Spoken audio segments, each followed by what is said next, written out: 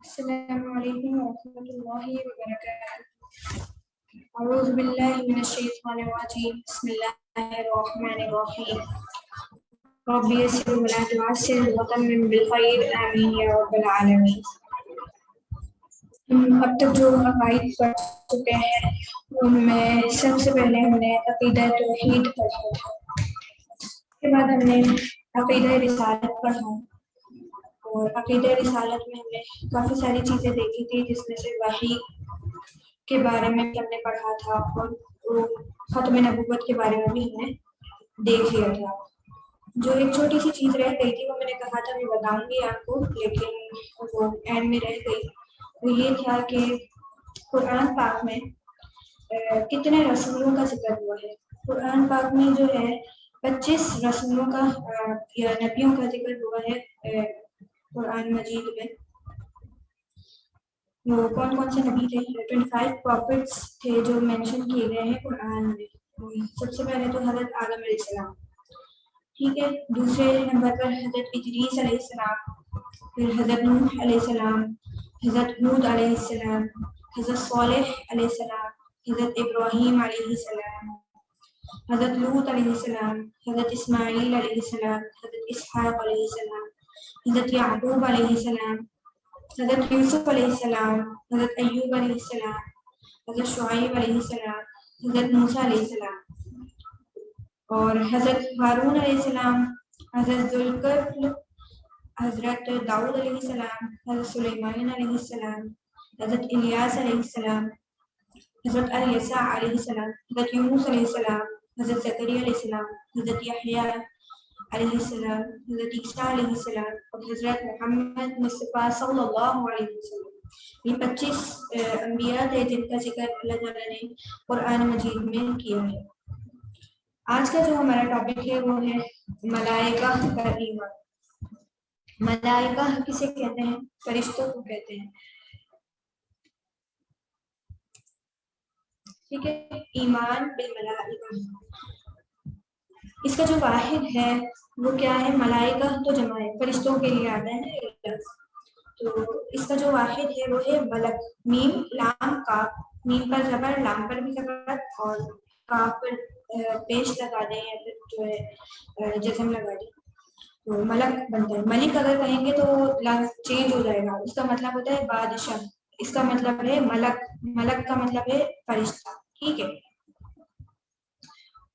ایمان بالملائکہ جو ہے وہ اسلام کے بنیادی عقائد میں سے ہے، اور یہ تیسرے نمبر پر آتا ہے۔ اس کے بعد اس کے لفظی معنی ہم نے دیکھے کہ ملک کا مطلب ہے فرشتہ، اور اس کی جمع کیا آتی ہے؟ ملائکہ یا ملائک۔ اس کے لغوی معنی جو ہے یا لفظی معنی جو ہے، ہم سب سے پہلے دیکھتے ہیں نا لغت میں کیا معنی ہے یا ڈکشنری میں کیا معنی ہے۔ وہ مالک ہونا یا فرشتہ ہونا، ملکیت اور اقتدار کے، ٹھیک ہے۔ اس کے علاوہ اس میں تصرف، قدرت اور امر کا معنی بھی پایا جاتا ہے، لیکن اس کے علاوہ جو ہے اس کے معنی ہے پیغام رسانی، یعنی پیغام پہنچانے والے، کیونکہ جو ہے اللہ تعالیٰ جو ہے اللہ تعالیٰ کا پیغام فرشتے جو ہے نبیوں تک پہنچاتے ہیں، اور نبیوں کے ذریعے ان تک پہنچتا ہے، اس وجہ سے جو ہے ان کو پیغام رسانی یا فرشتہ بھی بولتے ہیں، پیغام رسانی، ٹھیک ہے۔ پیغام رسا بھی بولتے ہیں ان کو، اور فرشتہ بھی بولتے ہیں، فرشتہ کے لحاظ سے یہ لفظ۔ اچھا، اس کے اللہ تعالیٰ کے مقبول بندوں تک پہنچاتے ہیں۔ یہ مقبول بندے اللہ تعالیٰ کے کون سے ہیں؟ انبیاء علیہ السلام ہیں، رسول ہیں، تو وہ نبیوں تک اپنا پیغام پہنچاتے ہیں، اور وہ اللہ تعالیٰ کے مقبول بندے ہوتے ہیں۔ فرشتوں کے لیے بھی رسول کا لفظ آیا ہے. رسول ہم نے پڑھا تھا نا کہ رسول کے لفظی معنی کیا ہے. رسول کے لفظی معنی ہے پیغام رسانی کرنے والا یا پیغام پہنچانے والا. تو یہاں پر بھی اس سے کیا معنی آ رہا ہے کہ پیغام پہنچانے والا. تو اس وجہ سے فرشتوں کے لیے بھی لفظ رسول استعمال ہوا ہے, لیکن خاص ان کے لیے جو استعمال ہوا ہے وہ فرشتہ ہی ہوا ہے. ٹھیک ہے. اور رسول کے معنی قاصد کے بھی ہیں, تو اللہ تعالیٰ کے قاصد بن کر آتے ہیں نا فرشتے.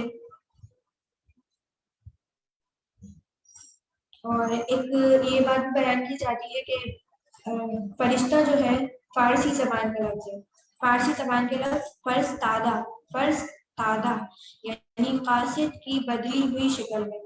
فرستادہ جو ہے فارسی زبان کا لفظ ہے اور اس کے کیا معنی ہے قاصد ہے اس کے معنی بھی.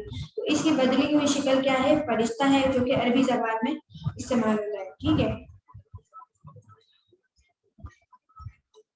اچھا, یہ ہم نے لفظی معنی دیکھے. اللہ تعالیٰ کی طرف سے امر یا کام ان کے سپرد کیا جاتا ہے, اس وجہ سے ان کو ملائکہ کہتے ہیں. اور فرشتے جو ہے اللہ تعالیٰ کا پیغام اس کے مقبول بندوں تک پہنچانے کا فریضہ سر انجام دیتے ہیں. وہ لطیف اور نورانی مخلوق ہیں اور عام انسان انہیں نہیں دیکھ سکتے. اچھا, اس میں کیا بیان ہوا ہے کہ فرشتے جو ہے اللہ تعالیٰ کا پیغام اللہ تعالیٰ کے مقبول بندوں تک پہنچانے کا فریضہ ہے, یعنی فرض کیا ہے ان پر یہ کام کہ جو ہے آپ اپنا اللہ تعالیٰ اپنا پیغام پہنچاتے ہیں فرشتوں کے ذریعے اپنے مقبول بندوں تک. اور فرشتے جو ہے نورانی مخلوق ہوتے ہیں, یعنی نور سے بنے ہوتے ہیں. اللہ تعالیٰ نے ان کو نور سے بنایا ہے. جیسے اللہ تعالیٰ نے ہمیں مٹی سے تخلیق کیا ہے اور انسان جو ہے جسم اور روح کا مرکب ہے, اسی طرح ملائکہ جو ہیں یا فرشتے جو ہیں وہ نورانی مخلوق ہیں, یعنی نور سے اللہ تعالیٰ نے ان کو پیدا کیا ہے. جس طرح جنات کو آگ سے بنایا ہے اور الگ الگ کیٹیگریز ہے نا مخلوق کی, اللہ تعالیٰ کی مخلوق کی. تو اسی طرح ایک مخلوق اللہ تعالیٰ کی فرشتے بھی ہیں, نورانی مخلوق ہے اللہ تعالیٰ کی. اور ہم جیسے انسان یعنی عام انسان ان کو نہیں دیکھ سکتے. بعض کم فہم لوگ فرشتوں کے خارجی وجود کا انکار کرتے ہیں, یعنی جو اتنا نہیں جانتے ہوتے اس چیزوں کو, وہ کہتے ہیں کہ فرشتے ہوتے ہی نہیں ہیں. وہ اس چیز پر یقین کرتے ہیں کہ جو چیز ہم دیکھیں گے اس پر ایمان لے کر آئیں گے. ٹھیک ہے. ہمارا عقیدہ کیا ہے, اللہ تعالیٰ نے ہمیں جو چیز بتلائی کہ یہ ہوتی ہے تو ہمارا ایمان اس پر ہوتا ہے. ہم اس کو فرض قرار دیتے ہیں کہ ہم یا اللہ تعالیٰ کو فرض قرار دیتے ہیں کہ ہمیں ماننا ہے. اب ہم نے نبی صلی اللہ علیہ وسلم کو نہیں دیکھا مگر پر ایمان لے کر آئے. ٹھیک ہے. ہم نے اللہ تعالیٰ کو نہیں دیکھا, ہم اللہ تعالیٰ پر ایمان لے کر آئے. ہم نے فرشتوں کو نہیں دیکھا, ہم فرشتوں پر ایمان لے کر آئے. کیوں؟ کیونکہ اللہ تعالیٰ نے ہمیں قرآن کریم کے ذریعے یہ ساری چیزیں بتلائی ہے, اس وجہ سے ہم پر اس کا ایمان لانا فرض ہے. اچھا, آگے کیا کہہ رہے ہیں کہ اور ان قرآنی آیات کی تلاوت جن میں فرشتوں کا ذکر ہے مجرد قوتوں کے طور پر کرتے ہیں. یعنی اللہ تعالیٰ جو ہے قرآنی آیات میں فرشتوں کا ذکر کرتے ہیں. فرشتوں کا ذکر قرآن مجید میں بھی آیا ہے. اسلامی تعلیمات کی روشنی میں ایسے تصورات گمراہی پر مبنی ہیں, یعنی جو فرشتوں کا انکار کرتے ہیں وہ اسلامی تعلیمات میں ایسے عقائد یا ایسے تصورات اگر آ جائیں تو وہ کیا ہے, گمراہی پر مبنی ہوں گے. جو لوگ اس عقیدے کو مانیں گے کہ فرشتے نہیں ہوتے, وہ کیا ہے, وہ لوگ گمراہ ہیں. ملائکہ احکام الہی کی تعمیل کرنے والی معزز مخلوق ہے. فرشتے کیا کام کرتے ہیں, اللہ تعالیٰ یعنی احکام الہی کی تعمیل کرتے ہیں اور عزت دار یعنی معزز مخلوق ہے.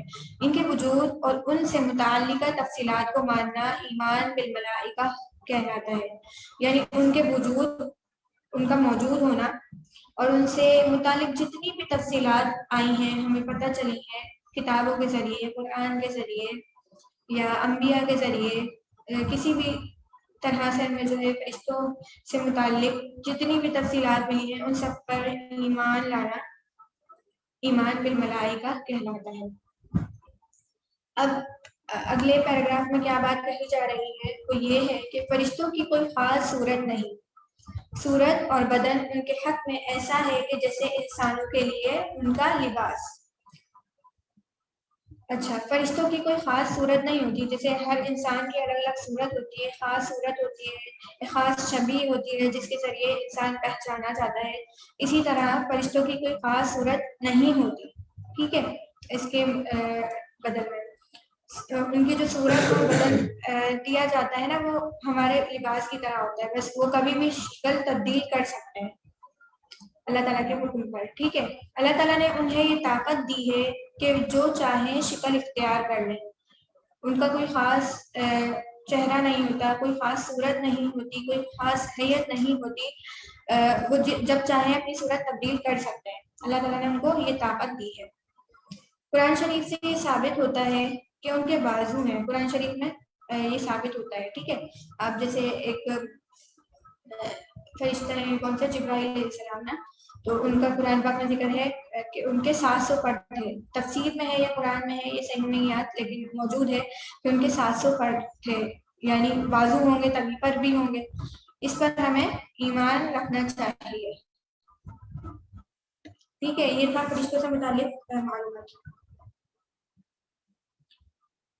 اچھا، ہم عام انسان جو ہے وہ فرشتوں کو نہیں دیکھ سکتے، لیکن انبیاء اور رسول اور اولیاء وغیرہ دیکھ سکتے ہیں، اولیاء اللہ بھی دیکھ سکتے ہیں اگر اللہ تعالیٰ چاہیں، ٹھیک ہے۔ انبیاء اور رسول تو کنفرم وہ دیکھتے ہیں، ٹھیک ہے۔ اس کے بعد ہے مشہور فرشتے۔ مشہور فرشتے کون کون سے ہیں؟ 4 مشہور فرشتوں کا ہم پڑھتے ہیں بچپن سے کہ 4 مشہور فرشتے اللہ تعالیٰ نے بنائے ہیں جن کا ہر جگہ ذکر آتا ہے۔ وہ کون کون سے فرشتے ہیں؟ حضرت جبرائیل علیہ السلام، حضرت اسرائیل علیہ السلام، حضرت میکائیل علیہ السلام، حضرت اسرافیل علیہ السلام۔ تو ویسے تو اللہ تعالیٰ نے بہت سارے فرشتے، بے شمار فرشتے پیدا فرمائے ہیں، لیکن کچھ فرشتے ایسے ہوتے ہیں جو زیادہ مشہور ہیں۔ ان 4 کے علاوہ بھی کچھ اور مشہور ہیں جن کا ذکر ہم پڑھیں گے، لیکن سب سے پہلے ہم یہ دیکھیں گے کہ یہ 4 فرشتے کون سے ہیں اور ان کی ذمہ داری کیا ہے، ان کے ذمہ اللہ تعالیٰ نے کیا کام لگایا ہے اور ان کے ذمہ کیا کام سپرد کیا ہے کہ وہ اپنے احکام کو، اللہ تعالیٰ کے احکام کو بجا لے کر آتے ہیں، ٹھیک ہے۔ سب سے پہلے کون سے ہیں؟ حضرت جبرائیل علیہ السلام۔ حضرت جبرائیل علیہ السلام جو ہے سب سے بڑے فرشتے ہیں، یعنی اللہ تعالیٰ کے جو ہے قریبی فرشتے ہیں، سب سے کیوں؟ کیونکہ اللہ تعالیٰ نے ان کو خاص ذمہ داری دی ہے۔ خاص ذمہ داری کس طرح؟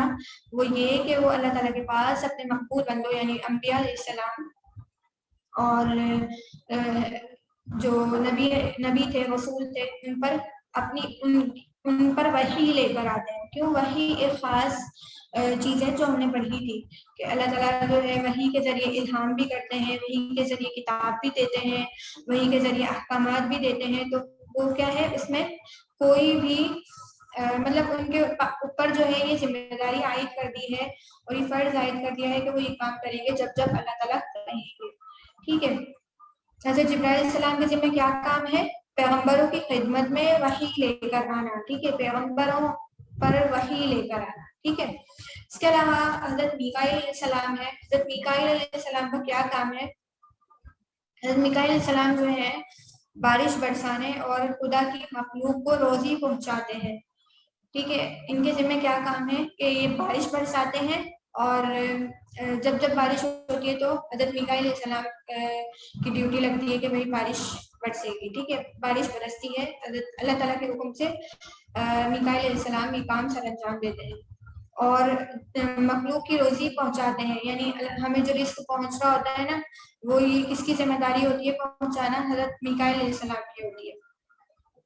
اور اس کے علاوہ حضرت اسرافیل علیہ السلام ہے تیسرے نمبر پر۔ ان کا کیا کام ہے؟ ان کا صرف ایک کام ہے، وہ یہ کہ وہ قیامت کے دن سور پھونکیں گے، 2 مرتبہ سور پھونکا جائے گا نا قیامت میں، ایک تو جب تمام لوگ مر جائیں گے اس وقت، اور پھر دوبارہ زندہ کیے جائیں گے اس وقت، ٹھیک ہے۔ جب پہلی دفعہ حضرت اسرافیل علیہ السلام پھونکیں گے تو اس وقت کیا ہوگا کہ تمام لوگ، جتنی بھی مخلوقات ہیں سب لوگ مر جائیں گے۔ پھر اس کے بعد جب حضرت اسرافیل علیہ السلام دوسری مرتبہ پھونکیں گے تو اس وقت تمام لوگ دوبارہ زندہ ہو جائیں گے اور میدان حشر کی طرف دوڑنے لگیں گے۔ تو حضرت اسرافیل علیہ السلام کا کیا کام ہے؟ قیامت کے دن سور پھونکنا۔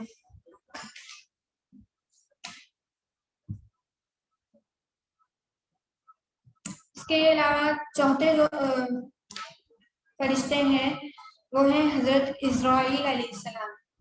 حضرت اسرائیل علیہ السلام کا کیا کام ہے؟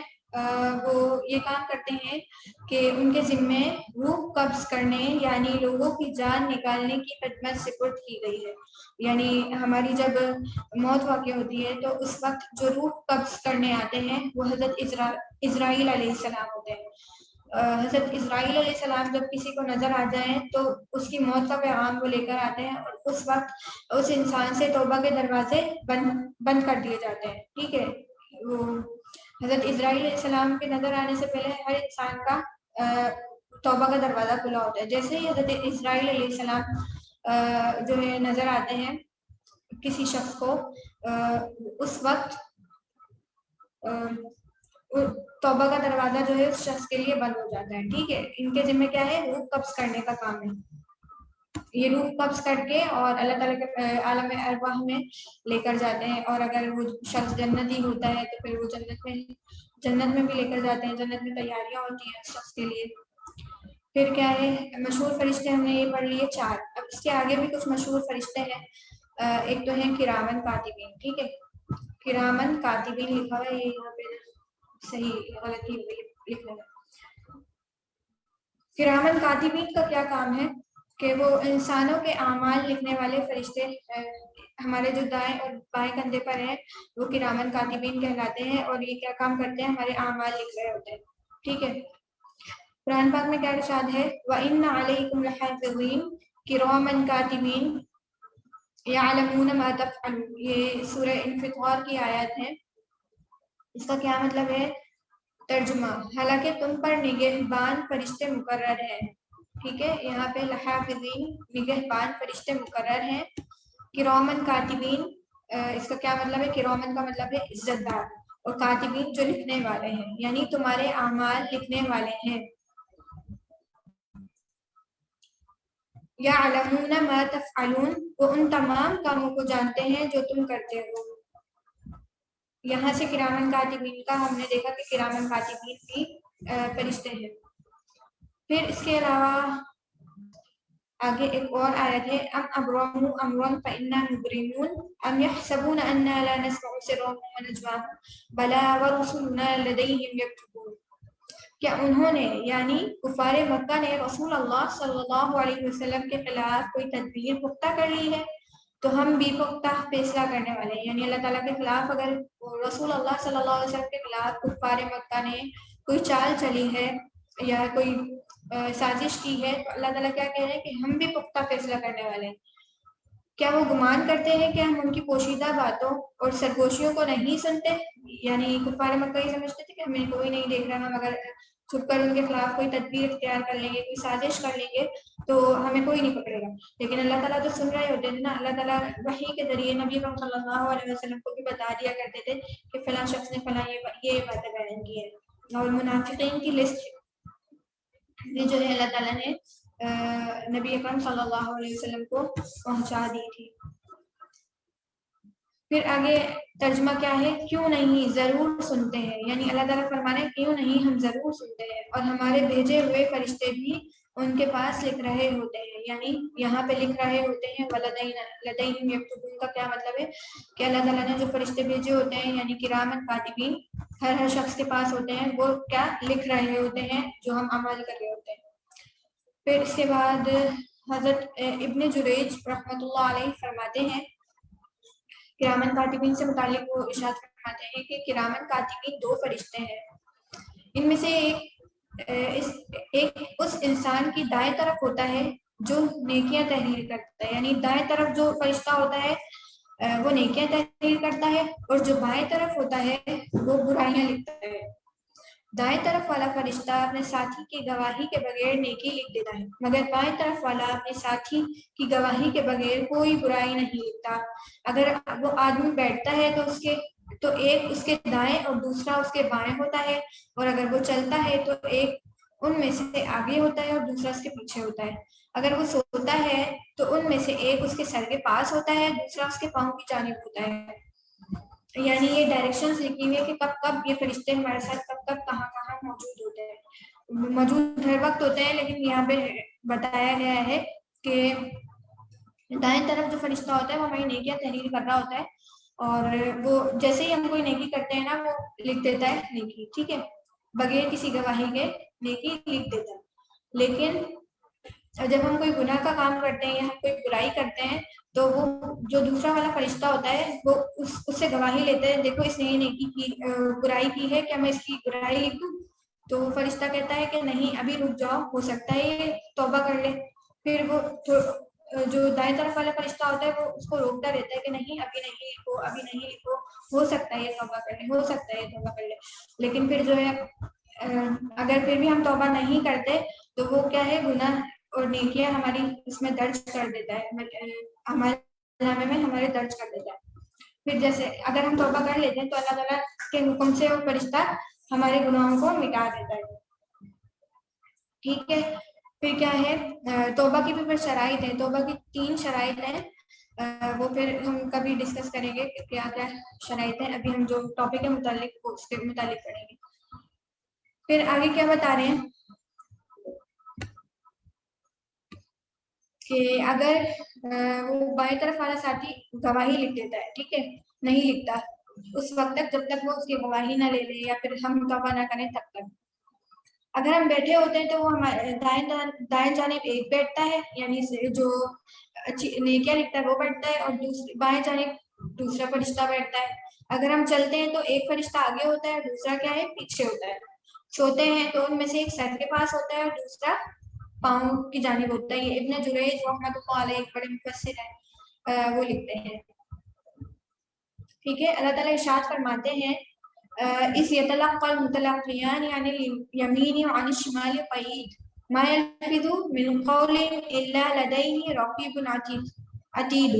جو ہم نے ابھی اوپر بات پڑھی اسی کی دلیل یہاں پہ آ گئی کہ جب 2 لینے والے فرشتے اس کے ہر قول اور فعل کو تحریر میں لے لیتے ہیں، جو دائیں طرف اور بائیں طرف بیٹھے ہوئے ہیں وہ منہ سے کوئی بات نہیں کہنے پاتا مگر اس کے پاس ایک نگہبان لکھنے والا تیار رہتا ہے، یعنی ہم جو بھی بول رہے ہوتے ہیں نا وہ بھی تحریر کر رہے ہوتے ہیں ہمارے دائیں بائیں بیٹھے فرشتے، ٹھیک ہے۔ یہاں پہ یہ بھی بات آ گئی کہ ہم جب بیٹھے ہوتے ہیں تو ایک ہمارے دائیں طرف بیٹھا ہوتا ہے اور دوسرا بائیں طرف بیٹھا ہوتا ہے۔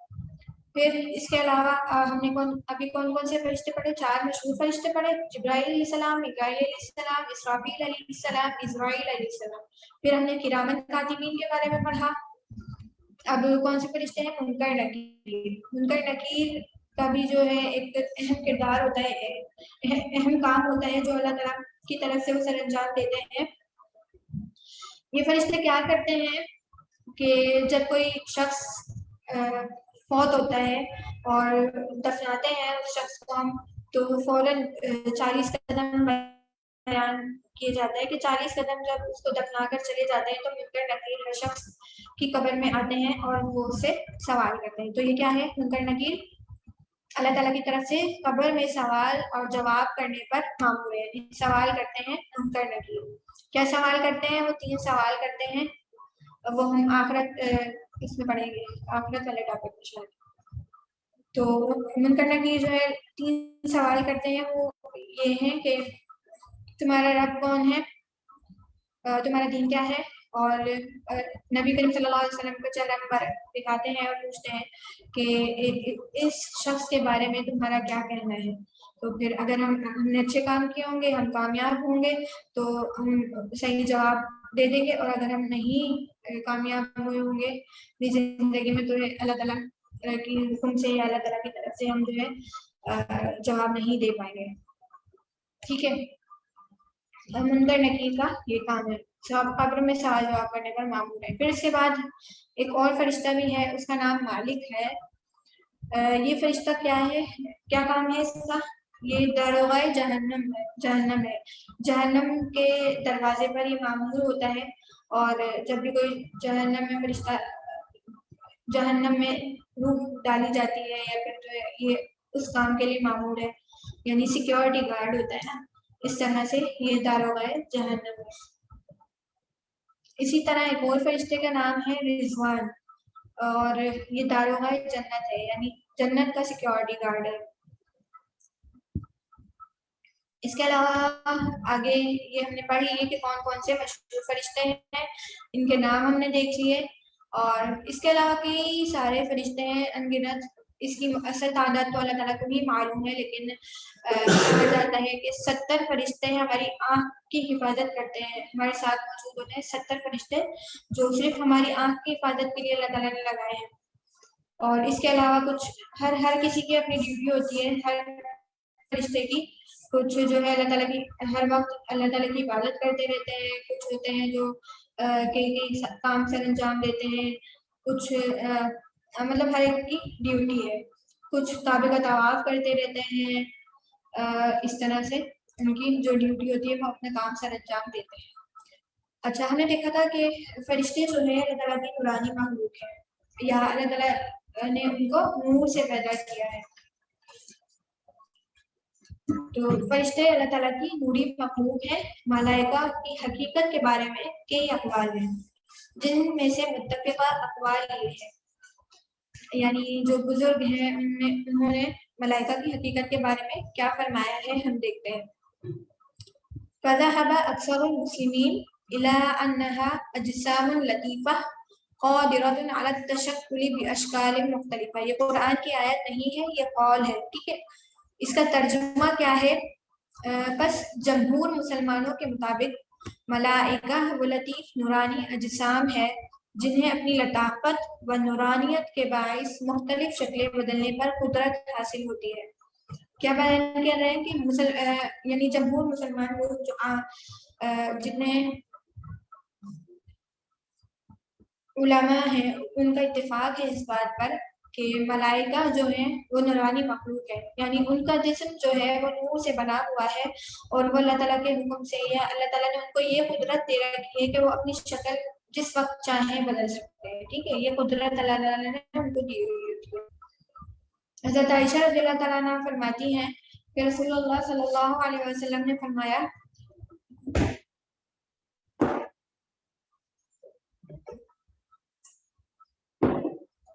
حضرت عائشہ رضی اللہ تعالیٰ عنہ روایت کرتی ہیں کہ یہ حدیث ہے، ٹھیک ہے. رسول اللہ صلی اللہ علیہ وسلم نے فرمایا خلقت الملائکۃ من نور وخلق الجان من مارج من نار وخلق آدم مما وصف لكم. کیا فرمایا جا رہا ہے اس حدیث میں؟ فرشتوں کو نور سے پیدا کیا گیا ہے، جنات کو شعلہ زن آگ سے پیدا کیا گیا ہے، یعنی بھڑکتی ہوئی آگ. شعلہ زن مطلب بھڑکتی ہوئی آگ. اور آدم کو اس شے سے پیدا کیا گیا ہے جس کی صرف اللہ تعالیٰ نے تمہیں بیان فرمائی ہے، یعنی خاک سے، اور خاک کہتے ہیں مٹی کو. ٹھیک ہے، اس میں بیان ہوا ہے کہ نبی صلی اللہ علیہ وسلم کیا فرما رہے ہیں کہ اللہ تعالیٰ نے فرشتوں کو نور سے پیدا کیا ہے، جنات کو آگ سے پیدا کیا ہے، آدم علیہ السلام کو مٹی سے پیدا کیا ہے. ٹھیک ہے، آدم کو یا جتنے بھی آدم علیہ السلام کے اولاد ہیں، آدم یہاں پہ جو ہے ویسے تو خاص کیا گیا ہے لفظ، لیکن یہ عام ہے یہاں پر کہ تمام انسانوں کے لیے. اب ہم نے پڑھا ابھی کہ فرشتوں کی تعداد اللہ تعالیٰ کو معلوم ہے کہ کتنے فرشتے ہیں ٹوٹل.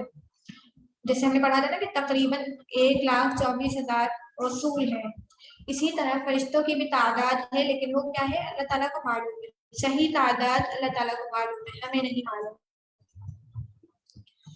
اچھا، اس میں کیا لکھا ہوا ہے کہ فرشتوں کی تعداد بہت زیادہ ہے، اللہ تعالیٰ کے سوا ان کی صحیح تعداد کوئی نہیں جانتا.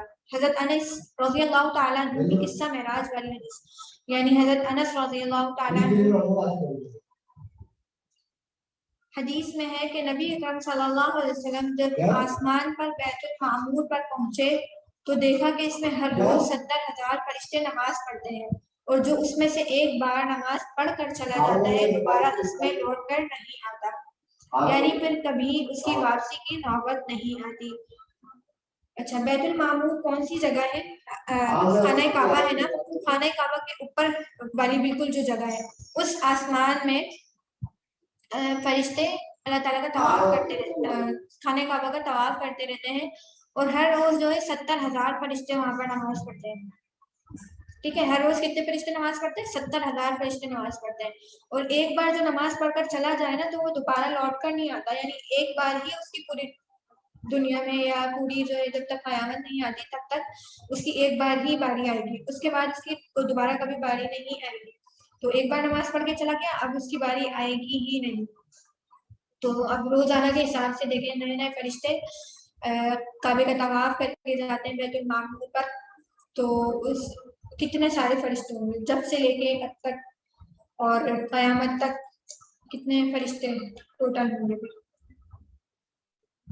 ٹھیک ہے، یہ صحیح بخاری کی حدیث ہے، حدیث نمبر 164 ہے. نہیں، حدیث نمبر 3207 ہے اور صحیح مسلم میں بھی ہے، صحیح مسلم میں ہے 164. پھر آگے کیا ہے کہ کبھی فرشتے اللہ تعالیٰ کے حکم سے انسانی شکل و صورت میں بھی ظاہر ہوتے ہیں، جیسے کہ جبرائیل علیہ السلام کے متعلق مشہور ہے کہ جب اللہ تعالیٰ نے انہیں مریم علیہ السلام کے پاس بھیجا تو وہ ان کے پاس ایک عام انسان کی شکل میں آئے تھے. حضرت مریم علیہ السلام کا قصہ سب نے پڑھا ہوگا قرآن میں، جو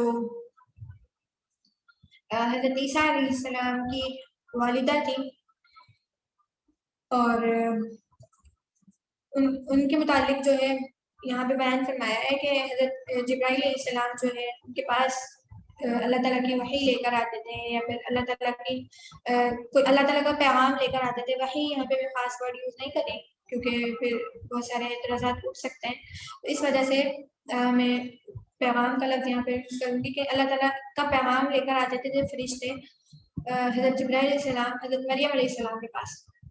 تو وہ اپنی عام شکل میں آتے تھے، انسان کی شکل میں آتے تھے، فرشتے کی شکل میں نہیں آتے تھے. ٹھیک ہے، اسی طرح ایک مرتبہ حضرت جبرائیل علیہ السلام نبی کی خدمت میں بھی حاضر ہوئے، یعنی نبی اکرم صلی اللہ علیہ وسلم کی خدمت میں بھی ایک مرتبہ حاضر ہوئے. اس وقت آپ صلی اللہ علیہ وسلم صحابہ کرام کے پاس کے درمیان تشریف فرما تھے. وہ کسی شخص کی شکل میں آئے تھے کہ ان کے کپڑے انتہائی سفید اور سر کے بال غیر معمولی طور پر سیاہ تھے اور ان پر سفر کے آثار بھی نہیں تھے. صحابہ میں سے کوئی انہیں نہیں پہچانتا تھا. وہ اپنے گھٹنے نبی کریم صلی اللہ علیہ وسلم کے گھٹنوں سے ملا کر بیٹھ گئے اور اپنے ہاتھ اپنی رانوں پر رکھ لیے. انہوں نے نبی صلی اللہ علیہ وسلم سے اسلام، ایمان، احسان، قیامت کی گھڑی اور اس کی نشانیوں کے بارے میں سوال کیا. نبی صلی اللہ علیہ وسلم انہیں جواب دیتے رہے. پھر نبی صلی اللہ علیہ وسلم نے صحابہ کرام سے مخاطب ہو کر کیا فرمایا کہ یہ جبرائیل علیہ السلام تھے جو تمہیں تمہارا دین سکھانے آئے تھے. کیا فرمایا اس میں کہ ایک حدیث ہے، حدیث جبرائیل کے نام سے حدیث مشہور ہے، جس کے متعلق یہاں پہ بیان فرمایا جا رہا ہے کہ حضرت حدیث جبرائیل اس کو کہا جاتا ہے. یہ حدیث جو ہے اکثر دوسرے نمبر پر ہی آتی ہے، شروع میں ہی ہوتی ہے. جب بھی کوئی کتاب ہوتی ہے تو زیادہ 8ویں یا 10ویں نمبر پر ہوگی، لیکن شروع میں آ جاتی ہے ایمان یا اس کے بعد میں باب الایمان میں. اس حدیث میں کیا بتا رہے ہیں کہ وہ حضرت جبرائیل علیہ السلام ایک مرتبہ آئے تھے مجلس میں، جب نبی کریم صلی اللہ علیہ وسلم اپنے صحابہ کے ساتھ بیٹھے ہوئے تھے تو انتہائی سفید کپڑے پہن کر رہے تھے، اور وہ اس طرح سے سفید کپڑوں اور اس حلیے میں تھے کہ ایسا لگ رہا تھا کہ ان پر کوئی تھکن کے آثار نہیں تھے. بس جب بندہ دور سے آتا ہے نا تو لگ رہا ہوتا ہے چہرے سے کہ ہاں بھائی یہ بہت دور سے آیا ہے، سفر کر کے آیا ہے، تھوڑا سا حلیہ اس کا بگڑا ہوا سا ہوتا ہے. لیکن کیا صحابہ میں سے کوئی انہیں پہچانتا ہی نہیں تھا. اب سب ان کو دیکھ رہے تھے کہ یہ شخص کون آیا ہے جو یہاں کا بھی نہیں لگ رہا اور اس کی سفر بھی نہیں لگ رہا کہ یہ سفر کر کے آیا، ہم نے اس کو کبھی دیکھا بھی نہیں. اور وہ آ کر جو ہے اس طرح سے نبی کریم صلی اللہ علیہ وسلم کے ساتھ بیٹھ گئے اور گھٹنے سے گھٹنا ملا لیا، بالکل مطلب قریب ہو کر بیٹھ گئے اور اپنے ہاتھ اپنی رانوں پر رکھ لیے. ٹھیک ہے، پھر نبی کریم صلی اللہ علیہ وسلم سے کس کے بارے میں سوال کیا؟ اسلام کے بارے میں پوچھا کہ اسلام کیا ہے، ایمان کے بارے میں پوچھا، پھر احسان کے بارے میں پوچھا، پھر قیامت کی گھڑی کے بارے میں پوچھا اور اس کی نشانیوں کے بارے میں سوال کیا. اتنی بڑی حدیث ہے کہ میں نے سوچا تھا کہ میں یہاں پہ ذکر کروں، لیکن وقت لگ جاتا ہے، اس لیے پھر میں نے یہاں پہ حذف کر دیا. پھر کبھی اس کو دیکھیں گے، لیکن یہ چیزوں کے بارے میں سوال کیا تھا. بہت خوبصورت حدیث ہے، حدیث جبرائیل کے نام سے مشہور ہے. اور پھر کیا آگے فرما رہے ہیں کہ نبی صلی اللہ علیہ وسلم نے انہیں جواب دیتے رہے، یعنی خود سوال کیا اور نبی کریم صلی اللہ علیہ وسلم کو جواب دیا، اور پھر اس کی جو ہے تائید بھی فرمائی، یعنی سوال بھی کیا نبی کریم صلی اللہ علیہ وسلم سے، جب نبی کریم صلی اللہ علیہ وسلم نے ان کو جواب دے دیا تو اس کی تائید فرمائی کہ ہاں ایسا ہی ہے، آپ سچ فرما رہے جیسے انہیں پہلے ہی معلوم تھا۔ پھر نبی کریم صلی اللہ علیہ وسلم نے جب وہ چلے گئے نا تو نبی کریم صلی اللہ علیہ وسلم نے صحابہ سے عرض کیا کہ تمہیں معلوم ہے کہ کون تھے، یا اس طرح سے پوچھا، تو پھر صحابہ نے کہا نہیں، تو نبی کریم صلی اللہ علیہ وسلم نے فرمایا ھذا جبریل اتاکم یعلمکم دینکم، یہ جبرائیل علیہ السلام تھے جو تمہیں تمہارا دین سکھانے آئے تھے، یعنی سوال اس طرح کے وہ لے کر آئے تھے، سوال اس طرح سے ان سے پوچھے تھے تاکہ سب واضح ہو جائے ان کے سامنے، صحابہ کے سامنے۔ اسی طرح اور پھر یہ حدیث ہم تک بھی پہنچی، اس کا مطلب یہ ہے کہ ہم پر بھی یہ بات واضح ہو جائے۔ اسی طرح آگے کیا بیان فرما رہے ہیں کہ اسی طرح وہ فرشتے جن کو اللہ تعالیٰ نے حضرت ابراہیم علیہ السلام اور حضرت لوط علیہ السلام کے پاس بھیجا تھا، وہ بھی انسان کی ہی شکل میں آئے تھے، حضرت ابراہیم علیہ السلام اور لوط علیہ السلام کے پاس جو فرشتے آئے تھے، حضرت ابراہیم علیہ السلام کو نمرود کی آگ سے بچانے آئے تھے تو وہ کیا تھے؟ فرشتے تھے۔ حضرت لوط علیہ السلام کے پاس بھی جب فرشتے آئے تو انسان کی شکل میں ہی آئے تھے۔ پر آگے ہے کہ فرشتوں کے ان پر اعمال پر ایمان لانا، یعنی جو فرشتے کام کر رہے ہیں اپنا، ان پر بھی ایمان لانا ضروری ہے کہ ہاں فرشتے یہ کام کرتے ہیں جو ہمیں معلوم ہے، اور وہ اللہ تعالیٰ کی طرف سے حکم انجام دیتے ہیں، حکم سے انجام دیتے ہیں۔ مثلا اللہ عز و جل کی تسبیح کرنا دن رات بغیر تھکاوٹ اور اکتاہٹ کے، اس کی عبادت کرنا، تو کیا ہے ان کے عمل پر بھی ہمیں ایمان لانا ضروری ہے۔ اچھا، کچھ ایک عقیدہ کچھ لوگوں کا یہ ہے اسلام میں نہیں، اسلام سے ہٹ کر، کہ وہ جبرائیل علیہ السلام سے نا نفرت کا اظہار کرتے تھے۔ قرآن پاک میں بھی ہے یہ تفسیر میں کہ حضرت جبرائیل علیہ السلام سے نفرت کا اظہار کرتے تھے۔ کیوں؟ تو وہ کہتے تھے بھائی یہ تو ہے نا احکامات لے کر آتے ہیں، بھائی ہمارے لیے تو مشکلات لے کر آتے ہیں، ہمیں تو یہ اچھے ہی نہیں لگتے۔ اور حضرت میکائیل علیہ السلام، ہاں حضرت میکائیل علیہ السلام کے بارے میں فرماتے تھے یہ تو ہمیں اچھے لگتے ہیں کیونکہ یہ جو ہے نا روزی بھی لے کر آتے ہیں ہمارے لیے، اور ہم پر بارش بھی برساتے ہیں، اس سے ہم خوش ہو جاتے ہیں، تو ہمیں تو جبرائیل اچھے نہیں لگتے، ہمیں تو میکائیل اچھے لگتے ہیں۔ تو یہ عقیدہ کیا ہے؟ یہ بھی غلط ہے، اس طرح کہنا جو ہے وہ ہمارے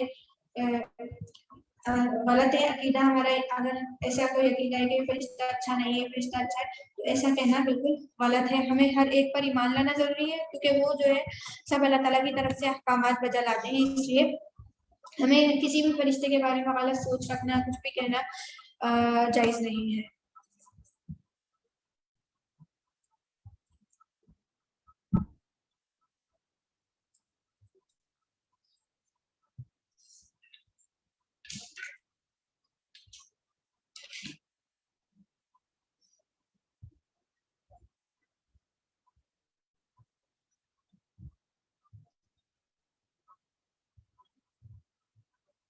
اچھا، اس کے علاوہ جو ہے اللہ تعالیٰ کے عرش کو اٹھانے کے یہ بھی کچھ فرشتے معمول کر رکھے ہیں، یعنی اللہ تعالیٰ کا عرش وہ اس کو بھی بہت سارے فرشتوں نے اٹھایا ہے، یا یہ کہنے کے فرشتوں کے ذمہ ہے۔ انسانوں کے اعمال نامے پیش کرنے، ہمارے جو اعمال ہوتے ہیں ہر سال اللہ تعالیٰ کی طرف جاتے ہیں، ہماری جو کتاب ہے پوری محفوظ ہو کر وہ اللہ تعالیٰ کے پاس جاتی ہے، تو اس کے لیے بھی اعمال میں پیش ہوتے ہیں، فرشتے جو ہے لے کر جاتے ہیں، یہ کام بھی فرشتوں کے سپرد ہے۔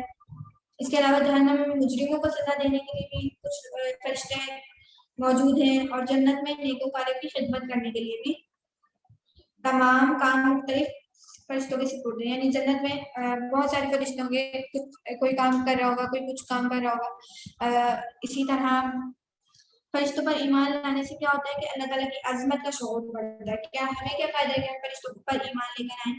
ایک تو ایمان لانا تو ضروری ہے، اس کے علاوہ کیا ہے کہ اللہ تعالیٰ کی عظمت کا شعور بڑھتا ہے کہ اللہ تعالیٰ عظیم ہے، اللہ تعالیٰ کس عظمت پر قائم ہے۔ ٹھیک ہے، اس کے قائم کردہ عظیم الشان نظام اور بے پناہ رحمتوں کا احساس ہوتا ہے کہ اللہ تعالیٰ کی رحمت کا احساس ہوتا ہے ہمیں۔ ٹھیک ہے، فرشتوں کی موجودگی پر ایمان کی وجہ سے انسان کو یہ احساس رہتا ہے کہ میرے ہر چھوٹے بڑے عمل کی نگرانی کی جا رہی ہو.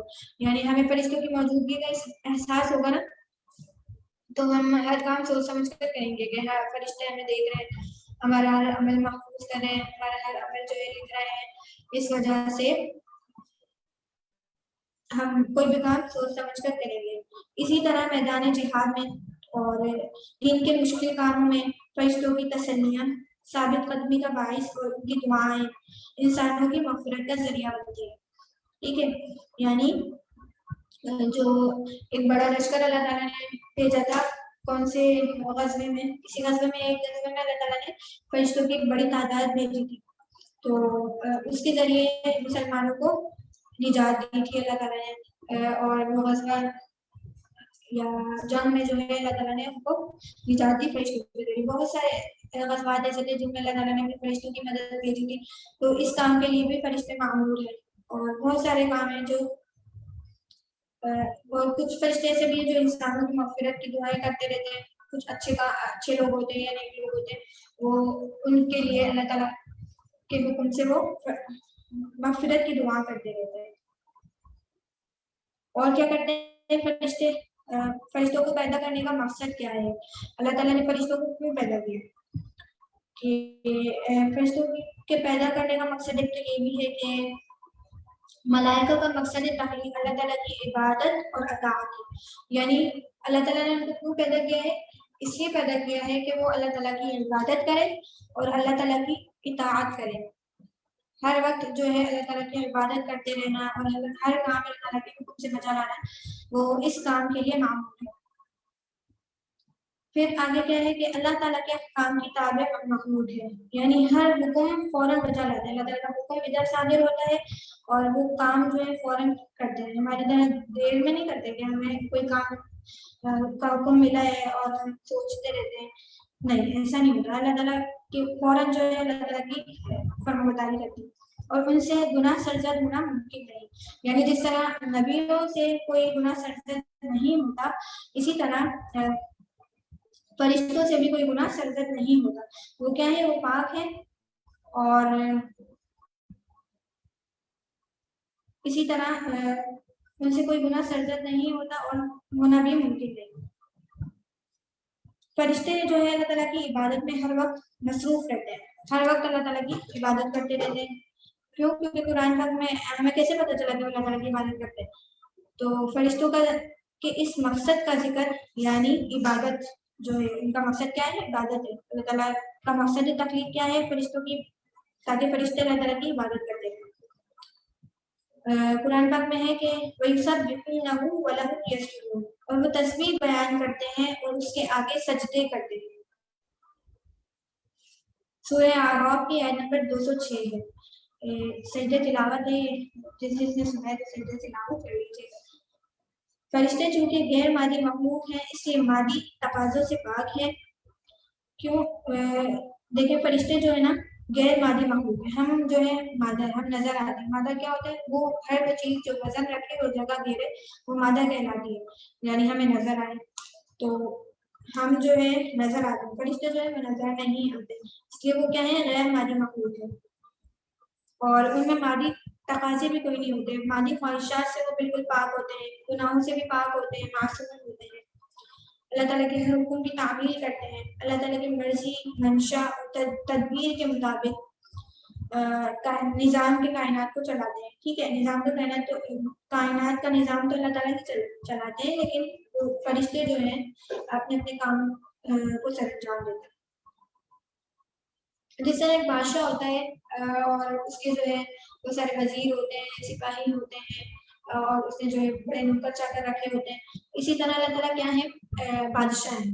اب اللہ تعالیٰ نے فرشتوں کے کام سپرد کیے ہیں, کچھ کام فرشتوں کے سپرد کیے ہیں, کچھ کام انبیاء کے سپرد کیے ہیں, کچھ کام اسی طرح جو ہے اللہ تعالیٰ نے ڈیوٹیاں لگائی ہیں. جو کام فرشتوں کے ذمہ ہے وہ فرشتے اپنا کام کرتے ہیں. اسی طرح دنیا کے مال اور کارندے ہوتے ہیں. ٹھیک ہے, دنیا میں بھی کچھ ایسے ہوتے ہیں کہ وہ فرشتے آتے ہیں اور اپنا کام سر انجام دیتے ہیں. جس طرح صبح سے شام جو ہے ड्यूटी होती है फरिश्तों की, फिर ड्यूटी चेंज होती है फरिश्तों की मगरिब के बाद से लेकर फजर तक। इसी तरह रिस्क लेकर आते हैं हजरत मिकाईल अलैहिस्सलाम रिस्क लेकर आते हैं, जो भी काम होता है सबका वो अपने अपने वक्त पर अंजाम देते हैं। फर्क क्या है? फर्क ये है कि दुनियावी हाकिम यानी दुनिया का जो हाकिम है उमूरी सल्तनत को चलाने के लिए अपने अम्बाल या कारकुनान और कारकुनों के ताउन का मोहताज होता है।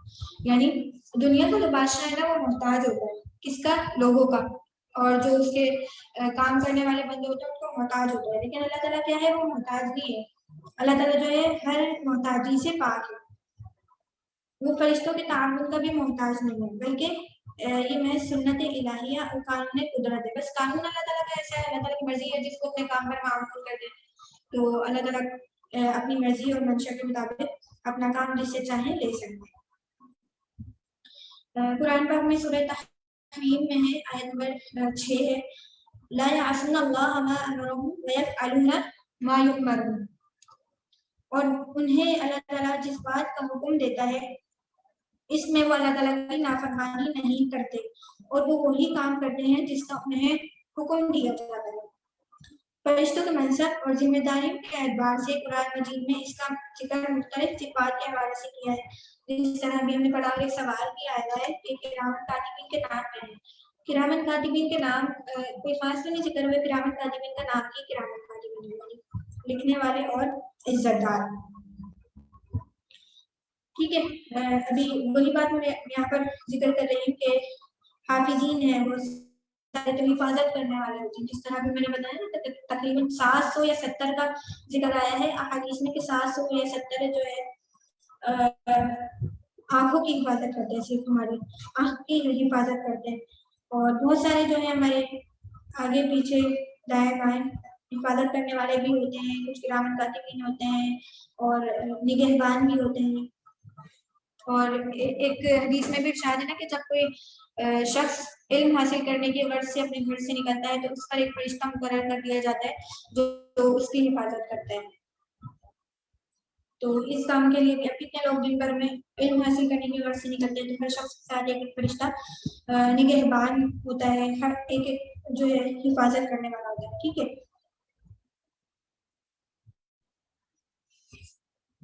और मुदब्बिरात भी होते हैं यानी कायनात की तदबीर करने वाले, मुरसल और रसूल और जुनूद यानी लश्कर, एक लश्कर की सूरत में भी होते हैं जो जैसे जिनकी सुबह शाम ड्यूटियाँ होती हैं, और इसी तरह एक लश्कर उनका होता है कि भाई जब जिसको जहाँ पर जरूरत पड़े अगर तो अल्लाह ताला उनको वहाँ पर भेजते हैं मदद के लिए।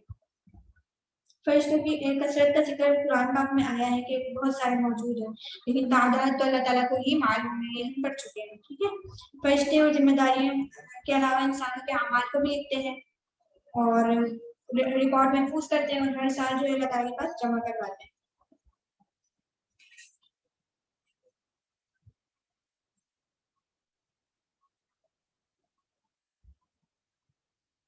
इसके अलावा मलाइका के वजूद को तस्लीम किया गया है कि मलाइका मौजूद होते हैं, फरिश्ते मौजूद होते हैं, और अल्लाह ताला का हर काम जो अल्लाह ताला ने किसी को किया होता है वो कहते हैं। लेकिन यहाँ पे एक बात मैं वाज़ेह कर दूं कि कुछ लोग जो है फरिश्तों को अल्लाह ताला की बेटियां कहते हैं। नाउज़ुबिल्लाह, कल हमने पढ़ा था रिसालत वाले टॉपिक में कि फरिश्तों को अल्लाह की बेटियां करार देते हैं, और हज़रत ईसा अलैहिस्सलाम को जो है ईसाइयों ने अल्लाह ताला का बेटा करार दिया। नाउज़ुबिल्लाह, तो ऐसा नहीं होता। अल्लाह ताला जो है अल्लाह समद यानी अल्लाह ताला बेनियाज़ है, लम यलिद वलम यूलद वलम यकुल लहू कुफुवन अहद, कि ना वो किसी के बेटे हैं और ना ही उनसे कोई पैदा हुआ है और ना ही वो पैदा किए गए।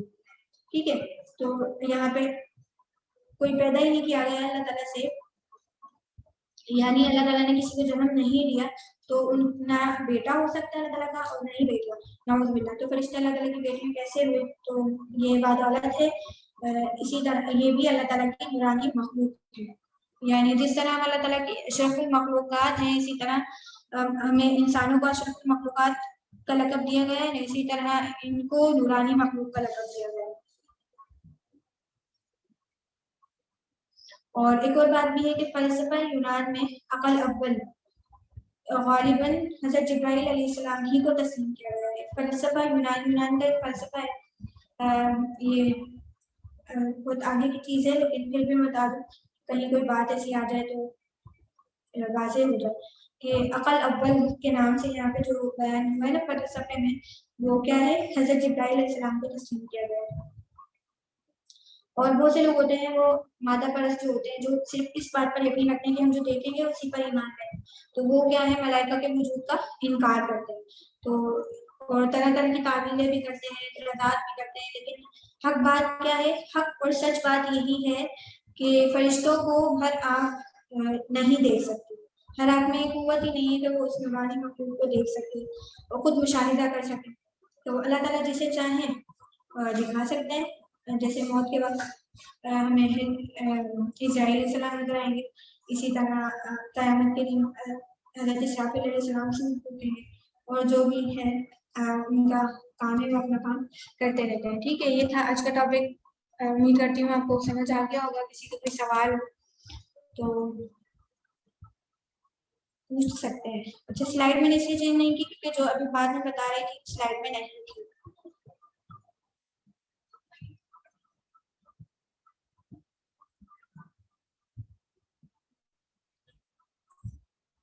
اس کے علاوہ کسی کا کوئی سوال ہے؟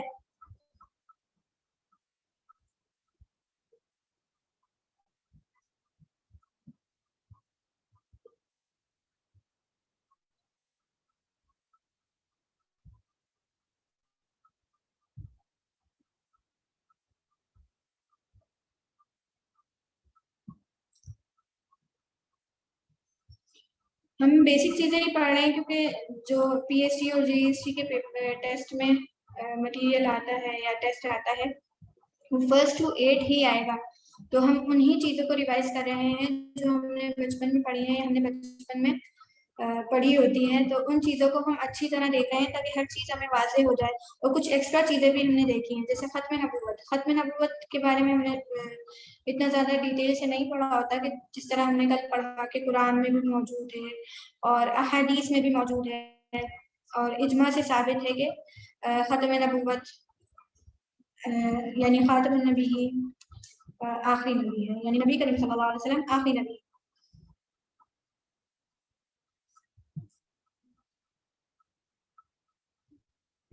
امید ہے بات واضح ہو گئی ہوگی. اس کے علاوہ کسی کا کوئی سوال ہو تو پوچھ لیجیے گا. میں انشاءاللہ پھر کل اس کو واضح کر دوں گی. اور کل کا جو اگلا ٹاپک ہوگا وہ ہے آخرت پر ایمان. ٹھیک ہے. السلام علیکم ورحمۃ اللہ وبرکاتہ.